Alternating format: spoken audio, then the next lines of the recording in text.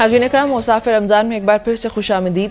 नाज़रीन 17 रमज़ानुल मुबारक सन 2 हिजरी Medina Munawwara से 80 मील के फासले पर वाक़ बदर नामी मकाम पर मुसलमानों और कुरैश मक्का के दरमियान पहला गज़वा हुआ। तारीख़ी रिवायात के मुताबिक जो है वो ये कि मुसलमानों की कुल तादाद सिर्फ 313 थी और साजो सामान में अगर उसकी बात करें तो 60 ऊँट, 60 ज़रहें और ही उनके पास मौजूद थी, जबकि जो दुश्मन थे उनकी तादाद 1000 नफूस पर मुश्तमिल थी और वो हर तरह से लेस थे और उनके पास 700 ज़रहें, 70 घोड़े और लातादाद ऊँट और बेशुमार नेज़े भी मौजूद थे।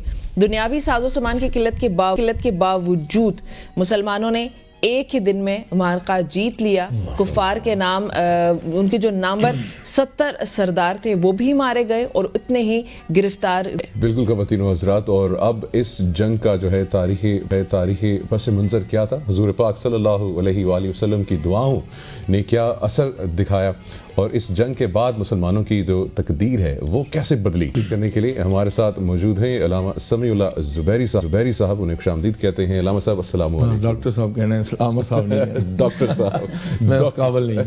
थैंक यू वेरी मच, जज़ाकल्लाह खैर। वालेकुम अस्सलाम व रहमतुल्लाहि व बरकातुहू। ये जो एक तो सबसे पहले तुम्हें इस गज़वा के बारे में चाहूँगा कि थोड़ा सा आप खुद रोशनी डालें और ये कैसे एक इंस्पिरेशन बन सकती है आज के हालात के मंजरनामे से। बिस्मिल्लाहिर्रहमानिर्रहीम। बात यह है कि ग़ज़वा बदर का तसलसल तो अभी भी जारी है। अभी आप देखें फ़लस्तीन में क्या हो रहा है और किस तरह बदले लिए जा रहे हैं। पहले के जो कुफ़ार थे कम से कम उनके अंदर कुछ एथिक्स है, वो मुसलमान औरतों और बच्चों को नहीं मारते थे। अब ये है कि यहाँ पे तो कोई तफरीक ही ख़त्म हो गई है। पहली बात तो मैं ये करना चाहूँगा, इस वक्त ग़ज़वा बदर की अगर कोई निशानी क़ुद्स में बाकी है, वो गज़ा में बाकी है, अल्लाह ताला उनकी मदद फरमाए और उनको आज़ादी दे और हमें उस काम के लिए कुछ उनकी हेल्प करने की तौफीक दे। ग़ज़वा बदर जो है ना, एक यहूदी का नाम है। बदर एक कुआं था तकरीबन 120 किलोमीटर मदीना से फासले पे, 100 किलोमीटर से ज़्यादा। तो वहाँ पे खुला मैदान था, तो कुफार ने कहा कि हम आपसे खुले मैदान में लड़ना चाहते हैं, तुम लोग डरपोक हो तो बाहर निकलो। पैगम्बर इस्लाम हर चैलेंज कबूल करते थे। पहली बात, चैलेंज करते ही नहीं थे। जैसे हज़रत अली रज़ियल्लाहु अन्हु ने अपने बेटे हसन से फरमाया था। हसन बहुत नरम दिल थे, बहुत नरम मिजाज थे, झगड़ा कभी नहीं करते थे। उनसे फरमाया था कि किसी को मुनाजरे का चैलेंज ना करना, लेकिन अगर कोई करे तो फिर भागना नहीं वहाँ से। तो ये एक बहादुरी की दास्तान है हज़रत नबी अलैहि सलाम के घर की। तो आप अलैहिस्सलाम ने भी चैलेंज कबूल किया। पहली बात यह है कि एक नफसियाती जंग थी। मुसलमान पहले ही कमज़ोर थे, 1.5-2 बरस हुए थे मदीना आए, कटे पटे, बिल्कुल कोई बिजनेस नहीं था। अंसार की खेती बाड़ी में उनको भाई बनाया गया। मुआखात मदीना जो हुआ, जो पैक्ट ऑफ मदीना है, वो बस वो के रिज़्क जो है तकसीम होगा, तो सब कुछ उन्होंने सपोर्ट किया अंसार ने। बाद में सर्द जंग तो जारी थी। कुफार जो कुरैश के लोग हैं मक्का के, वो दारुल कुफर बन चुका था मक्का। वो बार बार हमले करते थे, छोटे मोटे ऊँट चुरा के ले गए, कोई बंदा पकड़ के उसको मारा, ये वो, और कभी कोई तीर चला दिए, कभी चोरियां कर ली। तो सर्द जंग जारी थी, कोई मुआहदा नहीं था। इसलिए पैगम्बर इस्लाम ने कहा कि हज़रत अबू सुफियान जो काफिला लेके आ रहे हैं, कुरैश के सरदार उस वक्त मुसलमान नहीं थे, वो काफिला हम लूट लेंगे। ज़ाहिर है जब दो मुल्कों की जंग हो तो ये तो होता है ना। बिल्कुल। और दूसरी बात यह है कि वो आपके इलाके से गुजर रहे हैं। इस वक्त भी जो एरियल जो रास्ते हैं, मतलब जो एयरवेज हैं, उसमें आप घुस तो नहीं सकते किसी मुल्क में। वो उसको आप रॉकेट मारते हैं, जहाज को भी। तो बहरहाल ये एक चीज़ है कि लोग कहते हैं जी मुसलमान क्यों लूटें किसी का काफिला, मुसलमान तो लुटेरे नहीं होते। ये बैकग्राउंड समझने की बात है कि पैगम्बर इस्लाम ने उनका काफिला नहीं लूटना मकसद था। मकसद ये है कि जब उन्होंने हमें नुकसान पहुंचाया, हमारे घरों से निकाला, हमारे बच्चों को मारा, हमारे माल छीने मक्का में, तो उनका जब काफिला यहाँ से गुजरा तो हम क्यों ना उसको पकड़े।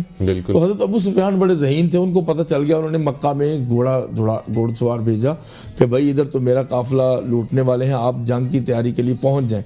और उन्होंने रास्ता बदल लिया और वो रास्ता बदल के चले गए। पैगम्बर इस्लाम को अल्लाह ताला ने वही के जरिए बता दिया कि वो 1000 का लश्कर कुफार अबू जहल की सरदारी में, उतबा और शैबा की सरदारी में, वो आपसे अब लड़ने आ रहे हैं। आप इस्लाम ने भी ज़हनी तौर पे तैयार नहीं किया था सहाबा को कि हम जंग लड़ने जा रहे हैं। वो तो माल आ रहा था, वो 1 साल की तिजारत थी पूरी, कई करोड़ का वो काफिला था। एक दफा शाम में जाता, यमन में, शाम है सर्द इलाका, तो गर्मियों में शाम जाते थे, ये गर्मी में हुआ है।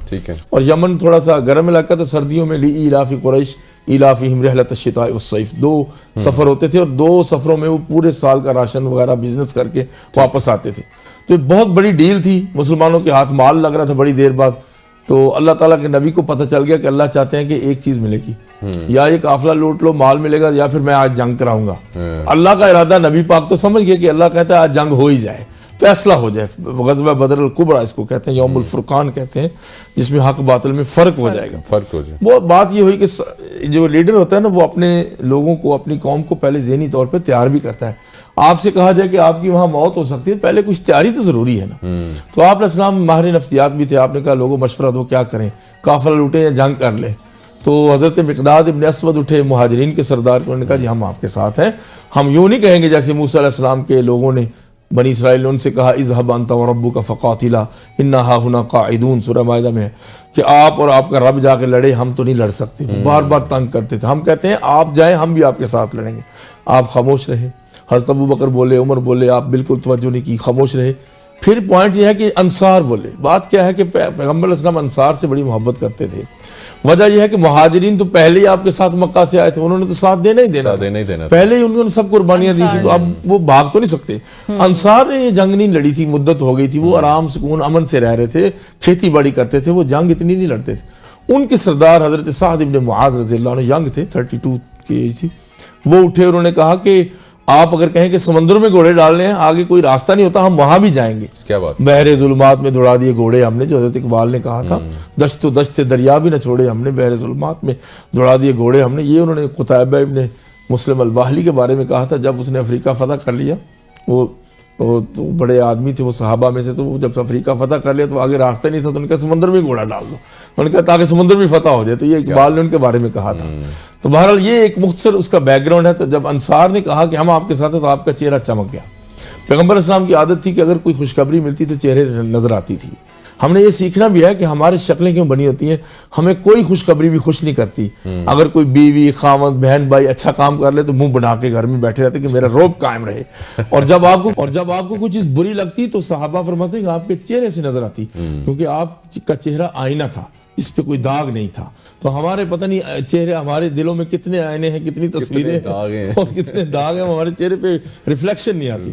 پھر آپ نے کہا کہ اللہ کا نام لے کے چلو، آج ہم جنگ لڑیں گے۔ تیاری کیا تھی؟ 2 اونٹ، آپ نے تو 80 کہا نا، 2 اونٹ تھے اور 70 گھوڑے تھے، باقی 2-4 تلواریں تھیں اور کوئی تیاری نہیں تھی۔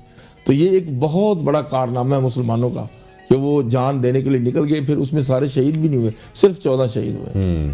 موت جو ہے نا، وہ جہاد میں موت نہیں آتی، زندگی ملتی ہے۔ بے شک ایسا ہی ہے۔ اور اس سے اب ہم لوگ، مطلب میں آج بھی اس وقت دیکھیں، جیسے فلسطین کی بات کریں، حالات مسلمانوں کے پوری دنیا میں ہی بہت ہی تنگ ہیں، بہت ہی شہادتیں ہو رہی ہیں، ظلم ہو رہا ہے۔ آج کے مسلمان میں ایک ہم خوف دیکھتے ہیں، جی بالکل، جنگ کا ریلیونٹ ایک خوف دیکھتے ہیں، موت کا ڈر ہے، موت کا ڈر ہے، ایک خوف ہے۔ مومن کبھی موت سے ڈر، کیا آپ یہ سوچ سکتے ہیں کہ حضرت علی کو کبھی موت کا ڈر آیا ہو؟ حضرت عمر کو، حضرت بلال کو، حضرت ابو ذر کو، کسی ایک عام سے شخص کو بھی جو نبی علیہ السلام سے جڑ گیا اور موت سے ڈری؟ امپاسبل۔ بات یہ ہے کہ آج ہمارے لیڈر، مذہبی رہنما، علماء، طلباء، ہم سب موت سے ڈرتے ہیں، اور جب موت سے ڈرتا ہے وہ بزدل ہو جاتا ہے۔ حضرت خالد ابن ولید کو شہادت نہیں ملی، 80 جنگیں لڑی، جسم کے 1 انچ جگہ پہ بھی ایسی نہیں تھی جہاں تلوار یا تیر کا نشان نہ ہو، کٹ کے زخم ٹھیک ہیل نہ ہوا۔ انہوں نے کہا کہ میں ایک اونٹ کی طرح فوت ہو رہا ہوں، کہ میں شہادت کا متمنی تھا، مگر I couldn't achieve that۔ یہ جو اللہ کے راستے میں مجھے شہادت چاہیے تھی، مجھے نہیں مل سکی، اور رو رہے تھے۔ اور آخر میں انہوں نے ایک جملہ بولا تھا، آپ کے سوال کا جواب ہے، انہوں نے کہا لا نامت اعین الجبناء، کہ جو بزدل ہیں ان کی آنکھوں کو زندگی میں کبھی چین نہیں آئے گا۔ اگر یہ بہادر ہوتے تو موت تو پھر بھی اپنے بر وقت مقرر پہ آنی تھی۔ اور منافقین نے یہ کہا تھا، سورہ نساء میں، سورہ آل عمران میں ہے، اس میں جہاد کا ذکر ہے، انہوں نے کہا تھا کہ لو کانوا عندنا ما ماتوا وما قتلوا۔ اب یہ سارے احد میں چلے گئے، 70 شہید ہو گئے، پھر احزاب میں گئے، ادھر یہ سارے مارے جائیں گے۔ احزاب میں جنگ ہی نہیں ہوئی، ٹرینچ کی جو وار تھی وہ ہوئی نہیں، سردی تھی، واپس آ گئے، کفار بھاگ گئے۔ تو انہوں نے کہا ہمارے پاس مدینہ میں رکے رہتے موت نہ آتی۔ تو اللہ نے فرمایا اگر تم اپنے بستروں میں بھی ہوتے تو موت وہاں پہ بھی آ جاتی۔ بے شک۔ تو یہ بہادری کا قصہ ہے۔ بزدل بندہ جہاد نہیں کر سکتا، ہم کہاں جہاد کر سکتے ہیں؟ ہمیں اپنے بچوں کی فکر ہے، اپنے کھانے کی فکر ہے، اپنے گھروں کی فکر ہے۔ جب غزوہ تبوک ہوا ہے، وہ بہت دور تھا، تبوک 900 کلومیٹر، پھل پک گئے تھے، اور سورۃ توبہ نے اس کی منظر کشی کی ہے، پوری ڈپکشن اس میں موجود ہے۔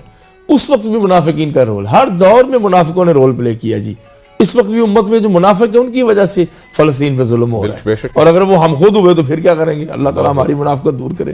انہوں نے کہا کہ بھائی اللہ کے نبی اتنی گرمی میں آپ نکل رہے ہیں، لا تنفروا فی الحر، یہ سورۃ توبہ میں ہے، اس کا نام ہی توبہ ہے کہ اس میں مسلمانوں کی بھی توبہ کرا دی، اللہ نے اتنا ڈانٹا ہے، اور منافقوں کو تو بہت ہی ڈانٹا ہے، کہتے ہیں گرمی میں مت نکلو۔ تو اللہ کے نبی صلی اللہ علیہ وسلم نے خاموشی اختیار کی اور اللہ نے وحی کی کہ آپ ان کو جواب دیں، کل نار جہنم اشد حرا لو کانوا یعلمون، ان سے کہیں کہ جہنم کی گرمی تو اس سے بھی زیادہ سخت ہے اگر تمہیں علم ہو۔ تو اس وقت جو صحابہ ساتھ گئے تھے کوئی پیچھے نہیں رہا، صرف منافق پیچھے رہے تھے، یا 3 صحابہ جو سستی سے پیچھے رہے، بعد میں 50 دن ان کا بائیکاٹ ہوا، توبہ قبول ہوئی، اور قرآن میں لکھا ہے کہ ان کو اللہ نے معاف کر دیا۔ تبوک کی گرمی میں بھی 900 کلومیٹر گھوڑوں پہ، صرف لینڈ کروزر پہ نہیں ہے، آپ کی گاڑیوں جہازوں پہ نہیں، گھوڑوں پہ اور پیدل اور اونٹوں پہ، اور رستے میں گرمی، سردی اور شدت اور صحرا اور پانی کی کمی، سب کچھ ہلاکت ہی ہلاکت۔ میں یہی کہتا ہوں نا کہ نبی علیہ السلام نے جو فرسٹ بیچ تیار کیا ہے اس جیسا دنیا میں کوئی ہو ہی نہیں سکتا۔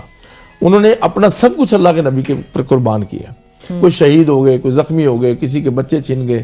تو یہ جو موت کا ڈر ہے نا، یہ مسلمانوں سے ختم ہوگا تو ان کو فتح ملے گی۔ بے شک ایسا ہی ہے۔ ڈاکٹر صاحب بہت بہت شکریہ، اور ہم امید کرتے ہیں کہ اس گفتگو سے ہمیں بھی اور جو دیکھنے والے ہیں ان کو بھی بہت کچھ جو ہے۔ ایک پوائنٹ ہے اس میں پلیز میں عرض کرنا چاہتا ہوں کہ ایک بات امت مسلمہ میں اور آپ سب سن لیں، پلیز۔ اوتھینٹک روایت حدیث ہے، ہم اساتذہ یونیورسٹی میں پڑھاتے ہیں، ہمیں چاہیے کہ ایلیبوریٹڈ بات کریں، ادھر ادھر کی باتیں نہ کریں، ہم ذمہ دار ہوتے ہیں۔ پیغمبر علیہ السلام نے فرمایا من ماتا، جو مر گیا، ولم یغزو، اس نے کبھی جہاد نہیں کیا، ولم یحدث به نفسہ، اور دل میں کبھی تمنا شہادت بھی نہیں ہوئی، مات علی شعبۃ من النفاق، وہ منافقت کی ایک کیٹیگری پہ مرا ہے۔ اللہ اکبر، اللہ اکبر۔ اگر ہم یہاں لڑ نہیں سکتے، بارڈر بند ہیں، ظاہر ہے ہماری حکومتوں کی مجبوری ہے، اب جنگ میں جو گھسے گا پورا عالم کفر اس کو پکڑ لے گا، بالکل۔ اس لیے ہر کوئی ڈر رہا ہے، تو ہم کم از کم یہ تمنا تو کر سکتے ہیں کہ اللہ ہمیں ایسا بنا دے کہ ہم ان کی مدد کر سکیں۔ سبحان اللہ، بالکل، بڑی یہ خوبصورت دل کے بات اندر کی تمنا ضرور ڈاکٹر صاحب، ہونا بہت بہت Thank شکریہ you very شامل ہونے کے لیے۔ اور بالکل خواتین و حضرات، ہم اپنے دل میں تو ہے تمنا کر سکتے ہیں کہ ہم ان کی مدد کریں یا جہاد کریں۔ خواتین و حضرات، اسی کے ساتھ شامل کریں گے یہاں پہ چھوٹی سی بریک، دیکھتے رہیں صافی رمضان۔